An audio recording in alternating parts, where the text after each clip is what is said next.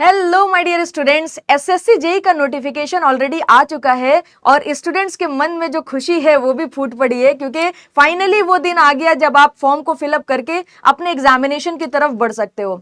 इस नोटिफिकेशन में आप सभी लोगों ने ऑब्जर्व करा पैटर्न में चेंजेस करे गए, जिससे काफी लोग खुश भी हैं और काफी लोग खफा भी हैं। मगर इसी के साथ साथ स्टूडेंट्स के मन में काफी सारी कंफ्यूजन भी है कि कौन से ऑर्गेनाइजेशन में कौन से स्टूडेंट्स एलिजिबल हैं। डिपार्टमेंट वाइज स्टूडेंट्स को काफी कंफ्यूजन है, तो आज इस वीडियो में उसी कंफ्यूजन को दूर करेंगे। सो मैं सर आपसे रिक्वेस्ट करना चाहूंगी कि ये जो बच्चों के अंदर कंफ्यूजन चल रही है इसको फटाफट आप दूर कर दो ताकि स्टूडेंट्स जो है कंफर्टेबली अपनी प्रिपरेशन को कंटिन्यू कर पाए। डेफिनेटली मैम, क्योंकि इस बार पैटर्न चेंज हुआ है ना, तो स्टूडेंट ये सोच रहे हैं कि क्या पता सिलेक्शन प्रोसेस में भी कुछ चेंजेस हुए हैं, क्योंकि सभी को पता है, वैसा कि आपको पता है कि सीबीटी 2 जो है इस बार आपका कन्वेंशनल नहीं होकर ऑब्जेक्टिव होने वाला है। तो उस चेंजेस की वजह से स्टूडेंट ये सोच रहा है कि क्या कहीं पर डिपार्टमेंट में भी चेंजेस हुआ है कि कहाँ डिप्लोमा अलाउ है, कहाँ बीटेक अलाउ है। तो मैम अपन इसके लिए काम करते हैं कि जो लास्ट ईयर का जो नोटिफिकेशन है और इस बार का जो नोटिफिकेशन है, दोनों को अपन कंपेयर करके देख लेते हैं कि उससे क्लियरिटी अपने को मिलेगी कि किस डिपार्टमेंट में कौन अलाउ है, क्योंकि अपने को ये तो पता है कि लास्ट ईयर किस डिपार्टमेंट में बीटेक था और किस में कौन डिप्लोमा एलिजिबल था। और आपने शायद काफी सारे बच्चों के इंटरव्यूज भी करे थे, तो वहां से भी आपको काफी सारी डिटेल्स मिली होंगी स्टूडेंट्स। मैंने 2 स्टूडेंट के इंटरव्यू किए थे अपने ही चैनल पर, तो यहाँ पर 2 स्टूडेंट जिनके सिलेक्शन हुआ है वो बीटेक थे और उनका डिपार्टमेंट सीपीडब्ल्यूडी था। यानी कि मतलब सीपीडब्ल्यूडी वालों का जो इलेक्ट्रिकल हो चाहे मैकेनिकल हो, लास्ट ईयर बीटेक वालों का सिलेक्शन हुआ है। अब हम अगर कंपेयर करते हैं नोटिफिकेशन, तो वहां से क्लियरिटी मिलेगी क्या लास्ट ईयर जो है दोनों अलाउ थे या फिर इस बार जो है ओनली डिप्लोमा ही अलाउ है या बीटेक भी अलाउ है। तो वो नोटिफिकेशन के थ्रू आपको पता लग जाएगा। तो अगर हम सबसे पहले बात करें मैम, तो ये हमारे सामने जो है 2023 यानी कि इस बार का नोटिफिकेशन है। ठीक है। अगर हम इस बार बात करें तो बीआरओ के अंदर जो उन्होंने बोला है कि सिविल के अंदर जो है वो degree civil engineering recognised university से होना चाहिए, 3 ईयर डिप्लोमा होना चाहिए और 2 ईयर वर्किंग एक्सपीरियंस होना चाहिए। ये अपने पास इस साल जो नोटिफिकेशन में आया हुआ है वो है। लेकिन लास्ट ईयर की अगर हम बात करें तो लास्ट ईयर जो बीआरओ का अगर हम देखेंगे ना, तो लास्ट ईयर भी सेम आपके पास में बोला हुआ कि degree in civil engineering, 3 year diploma and 2 year working experience. यानी कि अगर हम बात करें मैम बीआरओ के अंदर तो कोई चेंजेस नहीं दिख रहा है मुझे। यानी लास्ट ईयर जो स्टूडेंट का सिलेक्शन चाहे बीटेक या फिर आपके पास में डिग्री के हो, अगर आपका यहाँ सिलेक्शन हुआ है तो इस बार भी सेम वही है।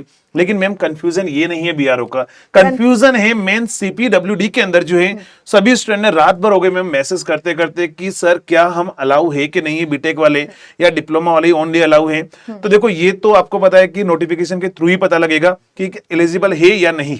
अगर 2022 का एकदम सेम यहाँ पर भी कॉपी पेस्ट करा गया है तो आई थिंक जो 2022 का पैटर्न रहा है सेम उसी को फॉलो करना चाहिए सीपीडब्ल्यूडी की वैकेंसी। डेफिनेटली मेरा तो यही मानना है कि लास्ट ईयर अगर उन्होंने जो कंडीशन लिखी थी और उसमें अगर उन्होंने बीटेक वालों को लिया है तो मे भी इस बार भी अलाउ करेंगे वो। अगर हम बात करें बीआरओ के अंदर तो मैम 2022 में जो बीआरओ के अंदर अगर हम बात करें तो बीआरओ में जो वैकेंसी आई थी या सीपीडब्ल्यूडी के अंदर 2022 का नोटिफिकेशन है, ये 2022 में अगर हम बात करें इलेक्ट्रिकल सीपीडब्ल्यूडी के अंदर है ना, यहाँ लिखा हुआ है सिविल जूनियर इंजीनियर सिविल हो या इलेक्ट्रिकल हो या मैकेनिकल हो, उसमें उन्होंने लिखा हुआ है कि diploma in civil engineering from recognised university. यानी कि 2022 में भी अगर आप देख रहे होंगे तो यही लिखा हुआ था डिप्लोमा इन सिविल इंजीनियरिंग, या इलेक्ट्रिकल में अगर आप देखोगे डिप्लोमा इन इलेक्ट्रिकल और mechanical engineering from recognised university. यानी कि लास्ट ईयर वाले नोटिफिकेशन में क्लियरली अपने को दिख रहा है डिप्लोमा लिखा हुआ है, बट बीटेक स्टूडेंट्स भी इसमें सिलेक्ट हुए हैं। डेफिनेटली बीटेक जो हमारे बहुत सारे स्टूडेंट हैं, तो इवन मैंने आपको बताया कि 2 स्टूडेंट का इंटरव्यू तो मैंने यहीं पर लिया हुआ है जिनकी बीटेक थी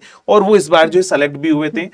लेकिन इस बार हम बात करें मैम तो 23 का अगर हम बात करें तो 23 के अंदर जो है अगर हम चेक करते हैं इन्हीं चीजों को सीपीडब्ल्यूडी के अंदर, तो मैम अगर आप देखोगे तो सेम कंडीशंस यहां पर मेंशन है। सीपीडब्ल्यूडी अगर हम बात करें यहां पर सीपीडब्ल्यूडी के अंदर जो है सिविल और इलेक्ट्रिकल है।